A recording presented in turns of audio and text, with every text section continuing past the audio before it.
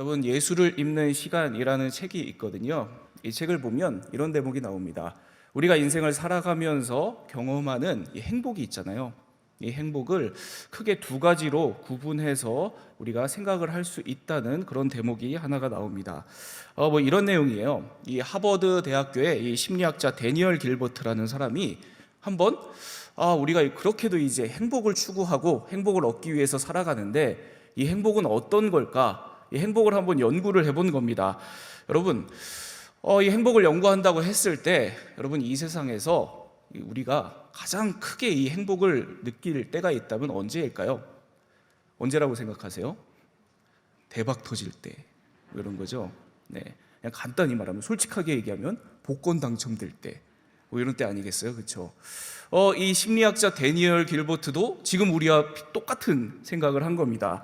복권 당첨된 사람들이 그렇게 행복하겠지. 그래서 이 복권에 당첨된 사람들은 정말 어떻게 얼마나 행복한가, 이걸 한번 이 사람들을 관찰해서 연구를 한 거예요. 그랬더니 아주 흥미로운 결과가 나왔답니다. 복권에 당첨된 사람들이 복권에 당첨되면 그 순간 행복 지수가 어마어마하게 올라간답니다. 우리가 예상하다시피 정말 행복해진대요. 너무 행복해진다는 거예요. 말도 못할 정도의 큰 행복을 이 복권 당첨된 사람들이 경험을 한다고 합니다. 그런데 그 다음 결과예요. 통상적으로 이 복권 당첨된 사람들이 이 큰 행복을 경험을 하는 유효기간이 통상적으로 1년이랍니다. 1년 뒤면 다른 사람들과 행복 지수가 똑같아진대요. 유효기간이 있다는 겁니다. 복권 당첨이 되고 내가 무언가 대단한 걸 얻어도 불과 1년 만에 눈 녹듯이 그 행복이 사라진다는 걸 발견을 한 겁니다. 여러분, 이게 바로 짧은 행복입니다. 짧은 행복이요. 우리들이 살면서 추구하는, 얻으려고 하는 많은 행복들이 사실 이런 짧은 행복들입니다. 그렇죠? 우리가 그렇게 손에 잡으려고 하고 얻으려고 하고 갖고 싶고, 그래서 실제로 가졌을 때 우리가 그렇게 손에 잡아도 금세 눈 녹듯이 사라지는 그런 행복입니다. 이 짧은 행복이요. 여러분, 그런가 하면 이 하버드 대학교의 이 심리학자들이 반대로 우리 인생에 이렇게 짧은 행복이 있는 반면에 반대로 우리 인생에 오래가는, 길게 가는 행복도 있다는 것을 발견을 합니다. 이 긴 행복은 어떨 때 우리에게 오게 되냐면 내가 뭔가를 얻을 때가 아니라 반대로 나눠줄 때 온다는 것을 발견을 합니다. 이 나눠주는 행복, 이 행복이 있는데 이 행복은 실제로 관찰해 보니까 그렇게도 오래 가더랍니다. 그러니까 다른 사람들을 위해서 의미 있게 살아가는 것, 나누면서 살아가는 것, 사랑하면서 살아가는 것, 긍휼과 자비의 삶이 바로 이와 같은 긴 행복을 우리들에게 가져다 준다는 겁니다. 여러분, 오늘도 행복한 여러분들 다 되시기를 축복합니다. 물론 하나님께서 우리 모두에게 때마다 짧은 행복을 우리들에게 채워주시기를 바랍니다.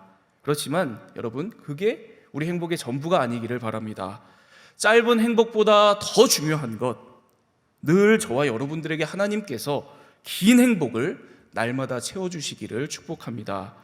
내가 자꾸 무언가를 소유해서 얻어서 그렇게 내가 갖게 되는 이 짧은 행복이 아니라 나눔과 사랑과 긍휼의 삶을 살아갈 때 얻게 되는 이 긴 행복이요, 이 참된 행복을 저와 여러분들에게 하나님께서 오늘 가득 채워주시기를 축복합니다.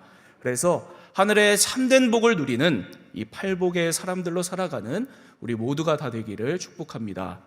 여러분, 오늘 말씀은 예수님께서 이 산에 올라가서 말씀하신 이 산상수훈, 이 팔복 말씀 중에 여러분 5번째 말씀입니다. 우리에게 긴 행복, 참된 행복을 가져다 주는 바로 이 긍휼에 대한 말씀이거든요. 이 긍휼에 대한 말씀을 보면서 오늘 우리들이 꼭 알고 있어야 될, 우리가 긍휼의 삶을 살아갈 때 우리에게 어떤 복이 주어지는가, 그 복 2가지를 우리가 말씀을 보면서 나누도록 하겠습니다. 오늘 우리가 꼭 알고 있어야 될 긍휼히 여기는 자의 복 2가지 중에 첫 번째입니다. 첫 번째는 은혜의 복입니다. 은혜의 복이요. 우리가 다른 이들을 긍휼히 여기면서 살아갈 때 그 긍휼히 여김의 결과 우리에게 주어지는 하나님의 은혜, 이 은혜의 복이 우리에게 있다는 겁니다.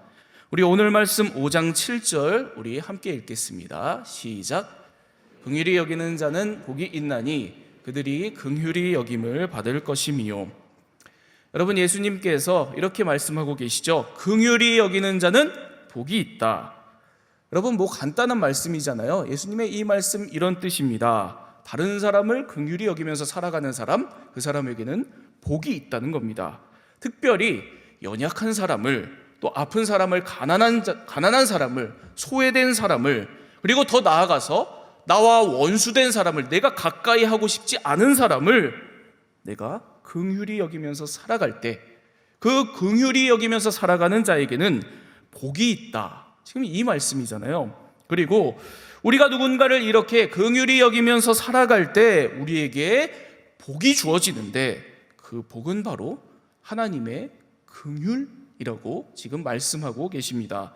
우리가 남을 긍휼히 여기면서 살아갈 때, 긍휼을 실천하면서 살아갈 때 그 결과 내가 긍휼히 여기는 저 사람뿐만 아니라 저 사람을 섬기고 있는 나에게도 살아계신 하나님의 크신 긍휼의 은혜가 내게도 임하게 된다는 그런 축복의 말씀입니다. 여러분, 성경에는 바로 이와 같은 이 긍휼의 복, 이 은혜의 복들을 참 많이 얘기하고 있잖아요. 여러분, 이런 은혜의 복을 잘 알 수 있는 이 성경 말씀 중에 하나가 이 룻기 말씀이 있습니다. 룻기요. 룻기 4장 13절 말씀입니다. 우리 룻기 4장 13절 말씀 우리 함께 읽겠습니다. 시작. 이에 보아스가 룻을 맞이하여 아내로 삼고 그에게 들어갔더니 여호와께서 그에게 임신하게 하심으로 그가 아들을 낳은지라. 여러분, 가난한 이방 여인이었던 룻이 하나님의 은혜로 당시 이 유대 베들레헴 사회에서 아주 힘이 있었던 유력자였던 보아스와 결혼해서 아들을 낳게 되었다라는 그 말씀 내용입니다. 그런데 이 말씀 내용 바로 다음에 아주 독특한 이 구절이 등장하거든요. 14절 말씀입니다. 14절 말씀 우리 함께 읽겠습니다. 시작. 여인들이 나오미에게 이르되 찬송할지로다. 오늘 내게 기업 물을 자가 없게 하지 아니하셨도다. 이 아이의 이름이 이스라엘 중에 유명하게 되기를 원하노라. 여러분, 룻기 말씀은 주인공 룻입니다. 그런데 여러분, 오늘 지금 우리가 읽은 이 말씀을 보면 갑자기 주인공인 룻이 사라지고 조연인 시어머니인 나오미가 등장을 하는 거예요. 그것도 시어머니 나오미가 축복을 받는 장면이 등장을 합니다. 그러면서 이 룻기 말씀이, 이게 4장 마지막 말씀이거든요. 이 룻기 말씀이 주인공 이 룻 이야기로 끝이 나는 것이 아니라 바로 이 조연인 나오미의 이야기로 끝이 납니다. 여러분, 이 나오미는 룻기 내내 참 어렵게 인생을 살았던 사람이거든요. 남편도 세상을 떠나고 아들들도 세상을 떠나고, 그리고 고향을 멀리 떠나서 먹고 살 길이 없었던 그런 안타까운 인생이었습니다. 그런데 여러분, 이런 어려운 인생에 룻기 말씀을 보면 한 번도 이 인생에 하나님께서 정확하게 나타나신 적이 없거든요. 단 한 번도 하나님께서 이런 어려운 인생에 정확하게 나타나시고 임재하시고 기적을 베풀어 주시는 장면이 등장을 하지를 않습니다. 여러분, 그런데 이와 같은 상황 속에서도 나오미가 어떻게 살았냐면, 나보다 지금 더 연약한 사람, 며느리 룻을 긍휼하게 여기고 돌보는 이런 긍휼의 삶을 삽니다. 그랬더니 하나님께서 룻에게도 은혜를 주신 것뿐만 아니라 하나님께서 이 나오미에게도 긍휼의 은혜를 베풀어 주셨다. 지금 이 룻기 말씀이 바로 그 기록을 하고 있는 겁니다. 여러분, 바로 이것이 룻기에서 나오미가 경험한 하나님의 큰 복입니다. 풍성한 하나님의 은혜의 복입니다. 오늘 저와 여러분들에게도 바로 이와 같은 긍휼의 은혜의 복이 가득하기를 바랍니다. 다른 사람들을 긍휼히 여기면서 살아갈 때 하나님께서 저 사람도 채워주시고 나도 채워주시는 바로 이 은혜의 복이 오늘 저와 여러분들에게 가득하기를 축복합니다. 여러분, 제가 이 긍휼의 은혜의 복, 오늘 우리가 살아가는 이 삶의 현장 가운데 어떤 모습이 실제로 있을까, 이거를 곰곰이 생각을 하다가 이 생각난 짧은 이야기 하나가 있어요. 이 달동네 울보 목사라는 책이 있거든요. 이 책에 등장하는 서울의 이 옥수중앙교회에서 사역하시는 호용한 목사님 이야기입니다. 사진 속에 저분이거든요. 이게 이제 옥수동에서 실제로 찍은 사진입니다. 이 호용한 목사님이 이 옥수중앙교회에 부임하셨을 때 2001년도에 부임하셨다고 그래요. 이 서울 옥수동에 있는 작은 이 교회에 부임을 하신 겁니다. 이 부임했을 당시에 이 교회 주변은 서울에서도 아주 손꼽히는 달동네였답니다. 지금은 좀 많이 개발이 됐거든요. 근데 그 당시에 정말 이 서울에서도 유명한 이 달동네였습니다.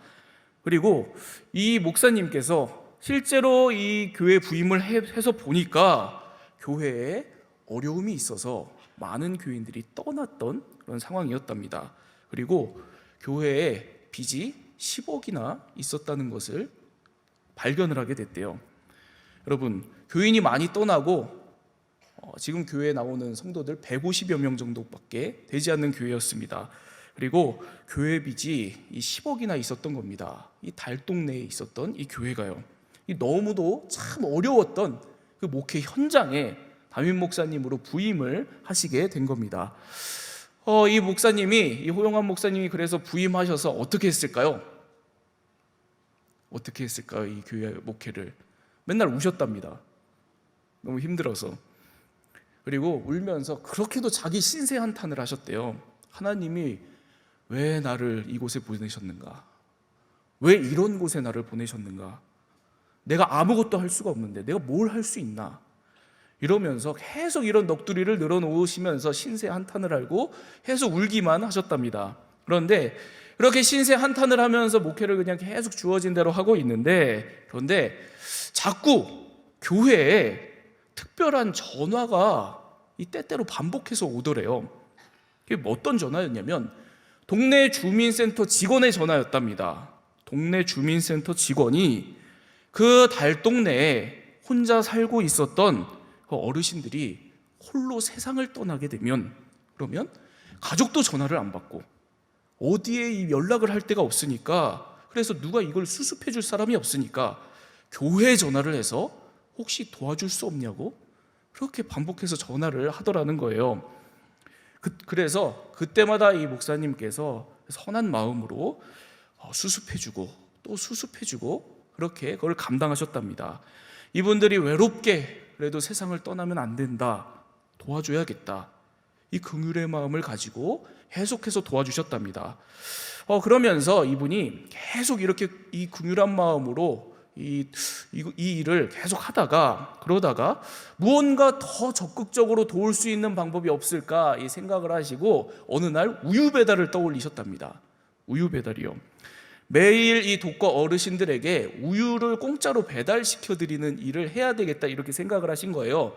왜 그러냐면 이 어르신들에게 우유를 배달해 드리면서 이 건강도 챙겨 드리고, 그리고 더 중요한 것은 그것을 통해서 혹시라도 우유를 배달을 했는데 문 앞에 그 우유가 계속 쌓이게 되면 그 즉시 바로 그 집에 들어가서 확인을 하고 수습을 하는 이 일을 해야 되겠다라고 생각을 하신 겁니다. 그래서 배달원에게 우유 2개 이상이 쌓이게 되면 꼭 얘기해 달라고 한 거예요. 그래서 그 집에 가서 홀로 사시는 분들을 그렇게 챙겨드리는 일들을 한 겁니다. 여러분, 이 호용한 목사님이 이 어려운 달동네, 이 어려운 교회 상황에서 이 사역을 생각을 하셨는데 무슨 돈이 있었겠어요? 교회에 돈이 없으니까 처남에게 돈 200만 원을 이 기증을 받았답니다. 지원을 받았답니다. 그걸로 처음 시작을 하셨대요. 그런데 이렇게 어렵게 긍휼한 마음 하나 가지고 시작한 이 사역에 놀라운 하나님의 은혜가 계속해서 부어졌답니다. 계속 커져서 처음에는 동네 독거 어르신들 100가정 정도를 섬기던 이 일이 많은 지원과 후원, 함께하는 사람들과 단체들이 늘어나서 2015년도에는 서울의 5개 구에 1000여 개 가정들을 섬기는 그런 사역으로 발전을 했답니다. 오늘날은 아마도 더 커졌겠죠, 여러분. 그리고 이 호용한 목사님과 이 옥수중앙교회에도 하나님의 은혜가 풍성하게 임하게 되었답니다. 교회를 떠났던 성도들 수십 분들이 돌아오셨다고 그래요. 그리고 오늘날 우리 한국교회 중에서 대표적인 선한 영향력의 모델로 참 주목받고 있는 그런 교회로서 알려져 있습니다. 여러분, 오늘 예수님께서는 우리가 다른 사람들을 긍휼히 여기면서 살아갈 때 우리에게도 복이 있다고 말씀을 하십니다. 그것도 살아계신 하나님께서 우리를 긍휼히 여기는 이 은혜의 복이 우리에게 있다고 말씀을 하십니다. 이 은혜의 복을 주님 안에서 누리는 저와 여러분 우리 모두가 다 되기를 축복합니다. 자꾸 무언가를 더해서 나를 채우고 우리를 채우는 이런 것이 아니라 이 땅에 힘겹고 어려운 사람들을 채워주는 긍휼의 사람들, 긍휼의 우리 상당교회가 되기를 바랍니다. 그럴 때 하나님께서 참으로 영원한 바로 이 긍휼의 복으로, 이 은혜의 복으로 저와 여러분 우리 모두와 함께할 것입니다. 오늘 우리가 꼭 알고 있어야 될 긍휼히 여기는 자의 복 두 가지 중 이 두 번째입니다. 두 번째는 소망의 복입니다. 지금 현재의 모든 어려움에도 언젠가 하나님께서 반드시 나를 긍휼히 여기실 것이라는 바로 이 소망을 갖게 되는 복입니다. 우리 오늘 말씀 5장 7절 다시 한 번만 더 읽어볼게요. 5장 7절 말씀 한 번 더 읽겠습니다. 시작. 들이 긍휼히 여김을 받을 것임이요. 아멘. 예수님께서 둘러앉은 이 제자들과 무리들에게 이 팔복의 말씀을 전하실 때 여러분, 이 말씀을 듣고 있었던 사람들은 정말 쉽지 않은 인생을 살고 있었습니다. 가난한 사람들은 차별받았습니다. 슬퍼하는 사람들은 위로받을 길이 없었습니다. 그리고 온유한 자들은 땅을 기업으로 바뀌는커녕 가지고 있던 땅을 빼앗기기 일쑤였습니다. 그리고 위에 목마른 자들은 그 목마름을 해결하기는커녕 이 땅에 계속된 만연한 불의와 폭력을 경험하면서 살아갈 수밖에 없었습니다. 여러분, 긍휼도 마찬가지였습니다. 여러분, 이 시대에 많은 사람들이 하나님을 믿으면서 종교 생활은 했지만 나와 다른 사람들을 받아줄 줄을 전혀 몰랐습니다. 나와 다른 모습을 한 사람들, 나와 다른 생각을 하는 사람들, 나와 다른 형편에서 살아가는 사람들을 도무지 받아주지를 못했다는 말씀입니다. 그래서 사람들이 하나님의 긍휼을 도무지 경험하지 못하면서 살았던 그런 시대가 바로 이 당시의 이 유대 사회였습니다. 그래서 매번 많은 사람들이 계속해서 그 고통의 자리에 주저앉아 있고 반복되는 상처와 삶의 어려움, 곤고함의 자리에서 벗어나지를 못했습니다. 여러분, 사람들은 누군가의 돌봄을 받아야 되고 삶이든 형편이든 나아져야 되는데 도무지 그러지를 못했었던 시대였습니다. 왜냐하면 이 땅에 긍휼이 없었기 때문입니다. 다들 먹고 살기 바쁘고 옳고 그름을 그렇게도 따지는데 좀처럼 나와 다른 사람들을 품어주고 받아주는 이 긍휼에는 관심이 없었던 그런 시대였습니다. 여러분, 누가복음 15장을 보면 바로 이와 같은 무자비한 시대에 예수님께서 하나님, 우리 아버지 하나님의 긍휼은 어떤 것인가를 설명해 주는 이야기 하나가 나옵니다. 여러분, 우리가 잘 알고 있는 탕자 이야기거든요. 여러분, 어떤 사람에게 이 두 아들이 있었습니다. 그렇죠?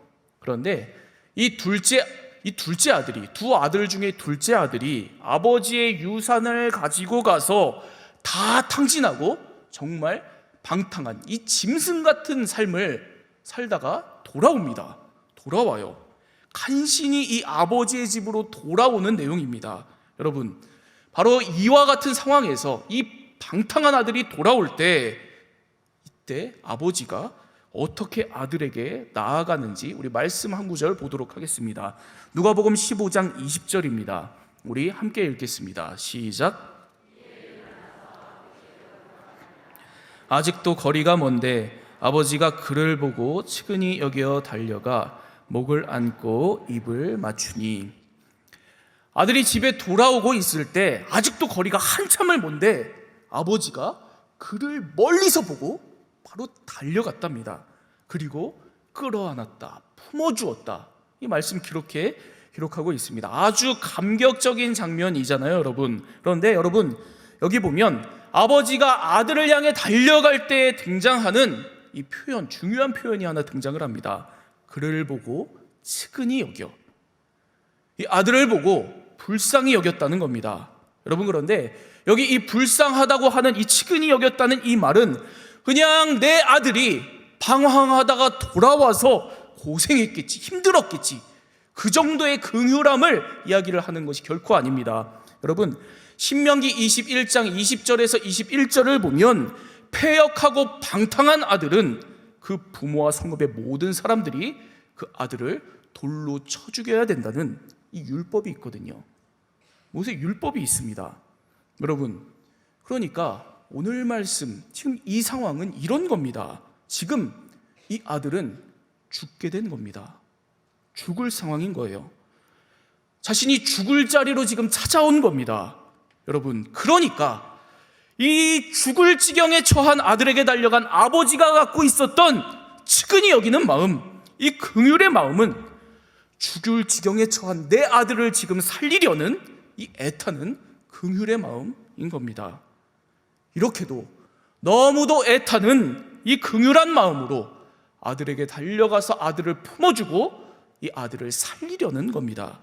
여러분, 바로 이것이 우리 아버지 하나님의 긍휼입니다. 우리 하나님 아버지의 긍휼은 죽을 지경에 처한 우리를 살리려는 이 긍휼입니다. 여러분, 우리들이 오늘도 이 세상을 살면서 정말 하나님의 긍휼은 어디 있나 이런 생각이 들 때가 있습니다. 너무 세상이 삭막하고 메말랐잖아요. 그리고 오늘 나에게 이렇게도 하나님 믿는다고 여기까지 온 내 인생에는 도대체 하나님의 긍휼이 어디 있나 이런 생각이 우리가 들 때가 있습니다. 그래서 내가 하나님의 사랑으로 살아가는 것이, 다른 사람들을 긍휼히 여기면서 살아가는 것이 무슨 소용이 있나, 무슨 가치가 있나, 무슨 의미가 있나 이런 생각이 종종 들 때가 있습니다. 내가 나를 사랑하신 이 예수 그리스도의 이 사랑으로 오늘 하루 한순간을 사는 것이 바보 같고 아무 도움이 되지 않는 것만 같은 그런 생각이 들 때가 있다는 말씀입니다. 여러분, 그런데 반드시 오늘 말씀을 기억하시고 명심하시기 바랍니다. 이 모든 것을 뚫고 우리를 살리려는 아버지의 긍휼, 이 아버지의 사랑이 반드시 우리에게 있습니다. 우리 하나님께서는 반드시 이 긍휼하심으로 우리를 돌보실 것입니다. 우리를 회복시키실 것입니다. 이 하나님의 긍휼이 우리에게 반드시 있다는 것을 오늘도 믿음으로 붙드는 여러분들 다 되시기를 바랍니다. 이 하나님의 긍휼에 대한 소망을 가지고 오늘 모든 상황들을 믿음 가운데 살아가는 참된 하늘의 사람들 다 되시기를 축복합니다. 여러분, 제가 전에도 한번 우리 설교 자리에서 했었던 이야기인데요, 제가 이 코로나 전에 직전이죠. 2019년도 이 겨울에 제가 청년부 담당을 하고 있을 때였어요. 이 청년부 담당을 하고 있을 때 우리 청년들과 함께 이 인도네시아로 이 아울리치를 다녀온 적이 있습니다. 그때 이 저희 교회 이 협력 선교사님이신 이 인도네시아 이춘모 선교사님하고 이제 사역을 같이 했거든요. 이제 사역을 하면서 이제 틈틈이 이런저런 이야기를 좀 나눌 이 시간들이 있었습니다. 그렇게 이런저런 이 이야기를 나누다가 한번 이런 이야기를 제가 듣게 됐어요. 이 선교사님께서 저의 선배 목회자로서 또 지난 목회들, 자신의 목회 여정이 어땠는지, 어떻게 여기까지 오게 되었는지 그 목회 여정을 잠깐 이야기를 저에게 해주시는 그런 시간이 있었습니다. 이런 이야기였어요. 이 선교사님께서 처음부터 선교사가 돼야 되겠다, 나는 선교사 돼야 되겠다 이런 생각을 하고 이런 부르심을 가지고 이 인도네시아로 가신 게 아니라고 그렇게 말씀을 하시더라고요. 그러면서 말씀하시는 것이 우연히 자카르타의 한 한인교회에 청빙받아서 부목사로 가게 되었답니다. 그런데 교회의 내적인 갈등과 분열로 인해서 선교사님께서 어느 날 갑자기 갈 곳도 없이 교회에서 쫓겨나게 되셨답니다. 그리고 나서 나중에 다시 또 한 번 재차 그 교회로 청빙을 받아서 가셨대요. 그런데 또 다시 한번 그 한인교회 수많은 어려움 속에서 두 번째로 또 갈 곳 없이 교회를 나오게 되셨다는 겁니다. 두 번이나요, 두 번이나. 그러다가 내가 이쪽의 부르심이 아닌가 보다, 내가 현지인 목회를 해야 되겠구나, 그렇게 결심하시고 그리고 선교사로 헌신을 하셨다는 그 이야기를 저에게 들려주시더라고요. 그러면서 이 이야기를 하시면서 선교사님께서 저에게 말씀하셨던 것이 아직도 제가 생생하게 기억이 납니다. 이런 이야기였어요. 자신이 그렇게 여러 교회의 문제들, 어려움들을 겪고 계속해서 반복해서 쫓겨나는 일을 겪으면서 매번 꼭 하나님 앞에서 긍휼한 마음으로 간절하게 기도를 했었던 기도 제목이 있었다는 겁니다. 그 기도 제목이 뭐였냐면, 하나님, 제가 그래도 상처가 남지 않게 해주세요. 교회가 이래서, 목회자가 이래서, 교인들이 이래서 힘든데 그래도 제가 저들에 대한 상처가 남지 않게 해주세요. 그 오랜 어려움의 시간 동안 내게 상처 준 사람들을 그래도 긍휼히 여기면서 내게도 하나님의 은혜가 있기를, 하나님의 긍휼이 있기를 소망으로 바라보면서 그렇게 그 순간을 기도하셨다는 겁니다. 그런데 놀랍게도 오랜 시간을 지나오면서 이제 와서 내가 돌아보니까 감사하게도 하나님이 나에게 은혜를 주신 것 같다. 이제는 내 마음에 그 어떤 상처도 남아있지 않다. 너무도 감사하다. 그와 같은 고백을 저에게 들려주신 일이 있었습니다. 여러분, 우리에게 반드시 이 하나님의 긍휼이 있습니다. 오늘 우리들 참 열심히 살고 열심히 신앙생활 하잖아요. 그렇지만 하나님의 긍휼이 느껴지지 않을 때, 자꾸 그래서 더 낙심하게 될 때, 그래도 이 하나님 아버지, 우리 아버지의 긍휼하심이 반드시 나에게 있다는 것을 소망으로, 믿음으로 바라보는 여러분들 다 되시기를 바랍니다. 반드시 언젠가 하나님의 이 넘치는 긍휼이 나에게 부어질 것을 소망으로 바라보는 우리들 다 되기를 바랍니다. 그리고 이 하나님의 긍휼을 소망으로 오늘도 바라보면서 오늘 우리들의 삶의 현장에서 내 옆에 있는 사람들, 우리 주변의 이웃을 사랑하고 품고 돕는 긍휼의 사람들, 우리 상당교회 모든 성도님들 다 되시기를 축복합니다. 그래서 참된 하늘의 복으로, 참된 긍휼의 복으로, 이 은혜로 오늘도 행복을 누리며 살아가는 저와 여러분, 우리 모두가 다 되기를 축복합니다. 사랑과 긍휼의 아버지 하나님, 오늘도 우리들이 아버지 주님, 잠깐 우리가 얻고 잃게 되는 짧은 행복이 아니라 참된 행복 누리며 살아가는 귀한 믿음의 인생들 다 되게 하여 주옵소서. 나눔과 사랑과 긍휼의 삶으로 아버지 주님께서 우리에게 허락하시는 참된 행복을 누리며 살아가게 하여 주옵소서. 주님, 우리들이 이렇게 긍휼의 삶을 살기를 원합니다. 우리들이 긍휼의 삶을 살 때마다 우리들 또한 하나님의 크신 긍휼하심 가운데 늘 살아가게 하여 주옵소서. 때로는 어려운 상황 속에서도 하나님, 우리들이 하나님의 긍휼을 포기하지 아니하며 하나님의 긍휼을 소망으로 바라보고 붙들어 나아가는 긍휼의 사람들 다 되게 하여 주옵소서. 그래야 오늘도 이웃을 사랑하고 이웃을 품고 도우며 주님의 사랑을 이루며 살아가는 하늘의 복, 긍휼의 복의 사람들 다 되게 하여 주옵소서. 하나님, 우리 상당교회 아버지 주님, 이러한 하늘의 복으로 가득한 교회가 되기를 원합니다. 하나님, 이 땅에 힘겹고 어려운 사람들을 돌보고 채워주는 그러한 긍휼의 사람들, 긍휼의 상당교회 될 수 있도록 오늘도 성령으로 우리 교회 가운데 역사하여 주옵소서. 그래야 주님께서 우리에게 주신 이 사랑의 복음, 긍휼의 복음, 은혜의 복음을 붙들고 생명을 살리며 나가게 하여 주시고, 날마다 하나님의 긍휼을 풍성히 누리는 우리 모든 성도들, 우리 상당교회 되게 하여 주옵소서. 하나님, 날씨가 많이 추워졌습니다. 이 추워진 날씨에 어려움을 겪고 있는 이웃들을 주님 돌보아 주옵소서. 생활에 어려움을 겪는 이들에게 주님 도움의 손길을 허락하여 주시고, 외로움 가운데 있는 이들과 함께 하여 주옵소서. 마음과 육신의 아픔 가운데 있는 자들에게 주님 치유의 은총으로 역사하여 주옵소서. 그리하여 아버지 주님, 참으로 어려운 상황 가운데 있는 우리 모든 주변의 이웃들이 하나님의 그 긍휼을 경험하며 아버지의 품 안에서 주의 사랑을 온전히 누릴 수 있도록 주님께서 역사하여 주옵소서. 이 모든 긍휼의 역사하심으로 오늘도 우리들이 나아가게 하여 주시고, 이 긍휼 가운데 아버지 주님 붙들고 나아가는 우리들 다 되게 하여 주옵소서.